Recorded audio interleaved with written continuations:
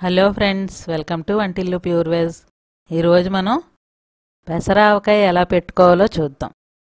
మా ఛానల్కి సబ్స్క్రైబ్ చేయండి. ఇప్పుడు మనం ఈ పెసరా ఆవకాయని ప్రిపేర్ చేసుకుందాం. ఇవి ఒక మీడియం సైజు పుల్ల మామిడికాయ ముక్కలు అన్నమాట. టెంక కట్టలేదు పెద్దగా, ఇంకాను జీడి అవి తీసుకుని మొత్తం అంతా శుభ్రం చేసి పెట్టుకున్నాను నేను. ఇప్పుడు ఈ మామిడికాయ ముక్కలు ఎన్ని ఉన్నాయో మనం చూసుకుంటే దాన్ని బట్టి ఇందులో వేసుకునే ఇంగ్రీడియంట్స్ వేసుకోవచ్చు అన్నమాట. ఇలా ఒక గ్లాస్ తీసుకుని దాంతో మనం కొలుచుకోవాలి. ఇది తెలియడం కోసమే చెప్తున్నాను. మామూలుగా ఇంచుమించు 2 గ్లాసుల ముక్కలు వస్తాయి, అందాజుగా తెలిసిపోతుంది. ఇదిగో 2 గ్లాసుల ముక్కలు వచ్చాయి అన్నమాట. వీటిని ఇప్పుడు ఇందులో పోసేసుకుని మనం దీంట్లో వేసుకునేవి ఎలా కొలుచుకోవాలో ఇప్పుడు చూపిస్తాను. ఈ గ్లాస్తో ముక్కలు కొలిచాం. ఇది దీంట్లో సగం, చిన్నది టీ గ్లాస్ అన్నమాట. ఇప్పుడు దీంతో మనం పెసరపప్పుని తీసుకోవాలి. ఇది బాగా ఎండబెట్టి తీసుకొచ్చాను. వేచుకోకూడదు పప్పు, ఎండబెట్టుకుంటే సరిపోతుంది, పచ్చిదే. దీన్ని ఇప్పుడు మనం మిక్సీ పట్టుకోవాలి. మరీ మెత్తగా పట్టుకోక్కర్లేదు, కొంచెం మురుమురుగా నష్టం లేదు, జల్లించని అవసరం లేదన్నమాట. ఇదిగో ఇలా పట్టుకోవాలి. దీన్ని ఇప్పుడు మనం కొలుచుకుంటే మనం గ్లాసుకి తలగొట్టి తీసుకున్నాం కదా పప్పు, ఇప్పుడు గ్లాస్కి పొల్లు బారా వస్తుంది. మనం మామూలు ఆవకాయలు అయితే ఆవపొడి వేసుకుంటాం కదా, ఆవపొడి బదులు ఈ పెసరపొడి అనమాట. ఈ పెసరావకాయ ఒంటికి చలవ చేస్తుంది.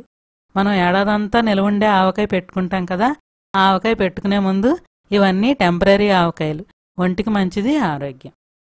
ఇది గ్లాసుడు పెసరపిండి వచ్చింది కనుక ఇందులో 1/2 గ్లాసుడు కారం వేసుకోవాలి. కారం కమ్మడిది కనుక నేను 5 స్పూన్లు సగం దాకా వేస్తున్నాను. మీరు కొంచెం ఘాటుగా ఉంటే కొంచెం తగ్గించే వేసుకోండి, సగానికి కొంచెం తక్కువగా.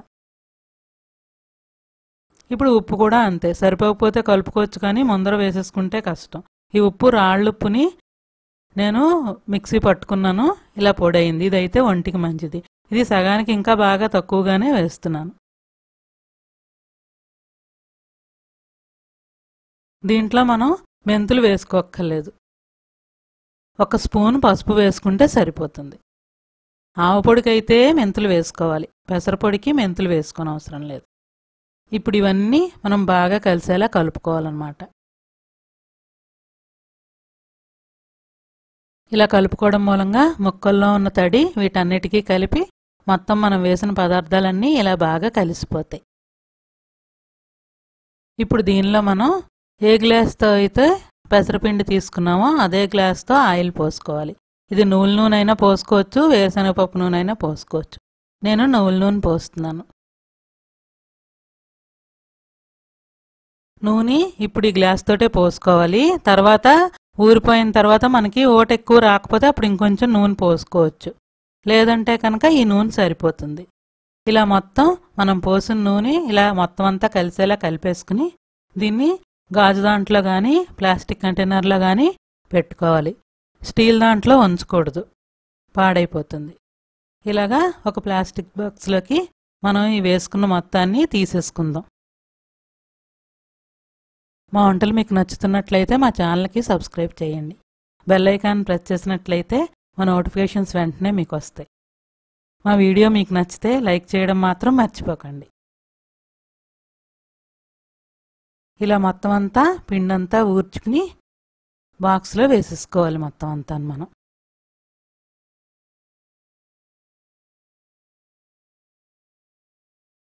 ఇలా వేసేసుకున్న తర్వాత డబ్బాను ఒక్కసారి కుదుల్చుకుని మనం మూత పెట్టేసుకోవాలి.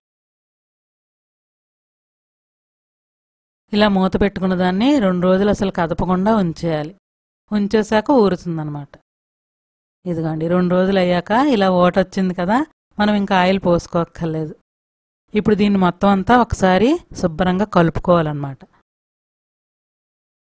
మనం వేసిన పెసరపిండి ఈ పులుపు దీంట్లో ఊరి మంచి టేస్ట్గా ఉంటుంది.